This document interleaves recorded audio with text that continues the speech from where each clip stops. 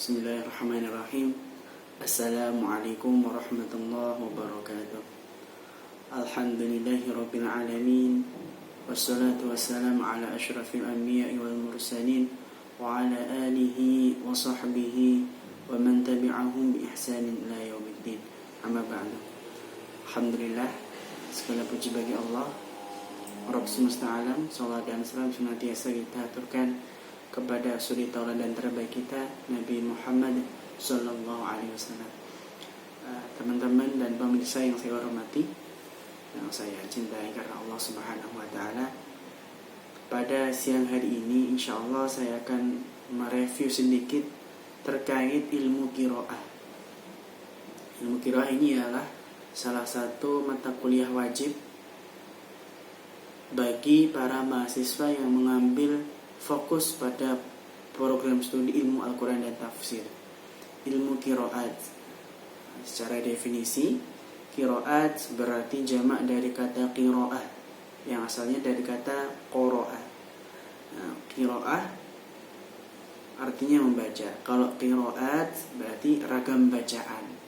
Kalau digabung dengan kata ilmu qiraat berarti dapat kita maknai dengan sebuah kursus disiplin keilmuan yang membahas ragam-ragam bacaan Al-Quran yang dinisbatkan kepada imam tertentu.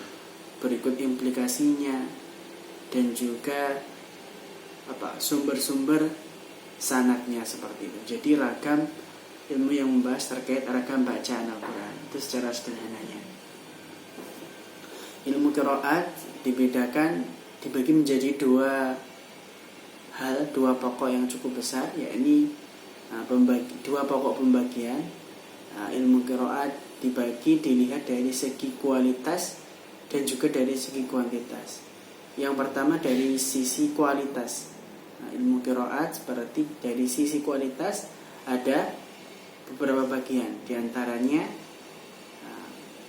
yang mutawatir, ada yang masyhur, kemudian ahad, syadz, dan mudraj. Mutawatir itu ya yang diriwayatkan oleh rawi yang cukup banyak sehingga tidak ada kesempatan, tidak ada celah untuk berdusta di antara mereka.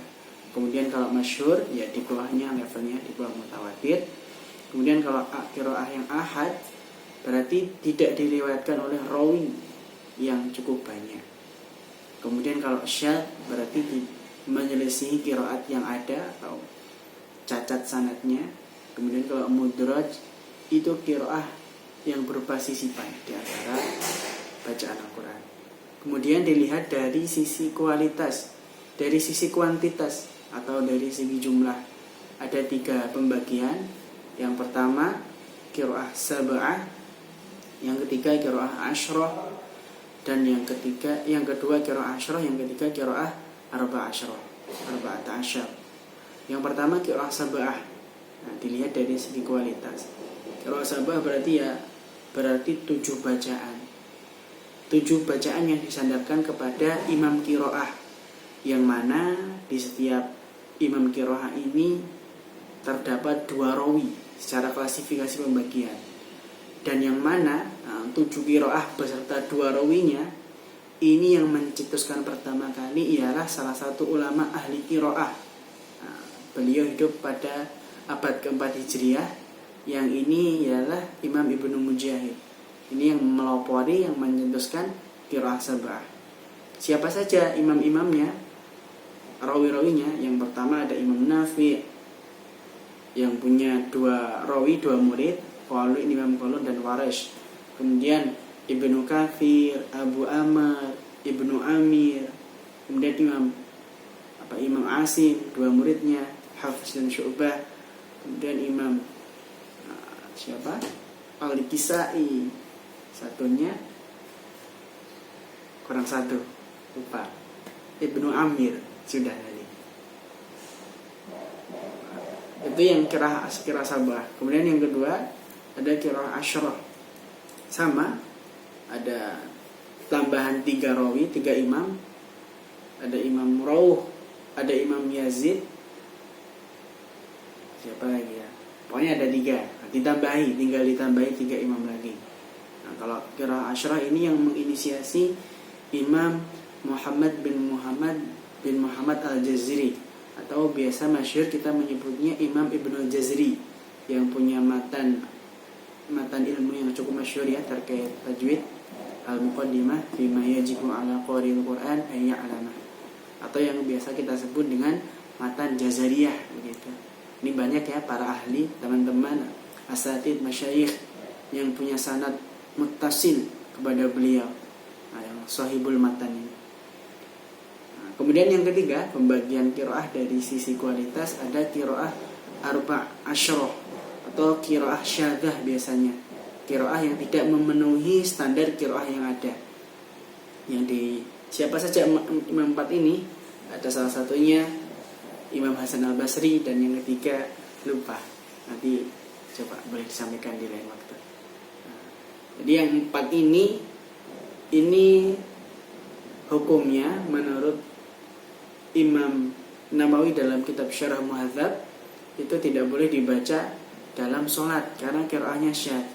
Adapun qiraah yang mutawatir, dalam hal ini qiraah sabah dan qiraah asyrah, ini bisa dibaca dalam sholat karena memenuhi kriteria syarat yang ada dari qiraah sendiri. Syarat disebut qiraah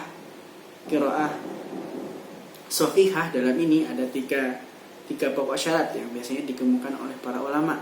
Yang pertama, sahih sanadnya, muttasil ila Rasulillah sallallahu alaihi wasallam. Ini yang pertama, yang tidak bisa ditawar-tawar. Kemudian yang kedua, sesuai dengan kaidah bahasa Arab. Kemudian yang ketiga, sesuai dengan kaidah penulisan Rasm Utsmani, sebuah metode sistem penulisan mushaf yang digagas oleh Khalifah ketiga Sayyidina Utsman bin Affan dan juga para tim-timnya, seperti itu. Mungkin itu terkait review dari ilmu qiraat. Jadi sebenarnya luas yang kita pelajari, dan nanti kita membahas terkait tarikhnya, sejarah kenapa kok bisa Al-Quran itu ragam dialeknya. Contohnya ada yang membaca Maliki Yaumiddin, ada yang juga Maliki, ada yang membaca Siroto pakai sin, ada yang membaca Siroto pakai sod, ada yang Ziroto menggunakan zai. Nah, itu sebenarnya panjang perjalanannya. Nanti kita kupas di bab sejarah qiraah. Kemudian ada juga pembagian materi terkait implikasi qiraah dalam hal penafsiran. Itu juga cukup menarik. Dan juga ada pandangan orientalis terkait ragam-ragam qiraah Al-Quran. Bagaimana bisa dikatakan Al-Quran itu otentik sedangkan bacaannya ini kok banyak ragamnya? Apakah iya ini masih bisa layak untuk disebut Al-Quran itu ialah sumber ilahi yang tidak ada unsur campur tangan manusia di dalamnya? Nah, ini biasanya salah satu argumen orientalis yang dikemukakan untuk mendiskreditkan Al-Quran, Islam itu sendiri. Mungkin untuk beberapa hal yang belum saya sampaikan, insyaallah kita bahas jika ada waktu lagi dalam segmen-segmen video berikutnya. Hadza ma astati an uqaddima lakum. Aqulu qawli hadza astaghfirullah li wa lakum wa li sa'iril muslimin. Wassalamu alaikum warahmatullahi wabarakatuh.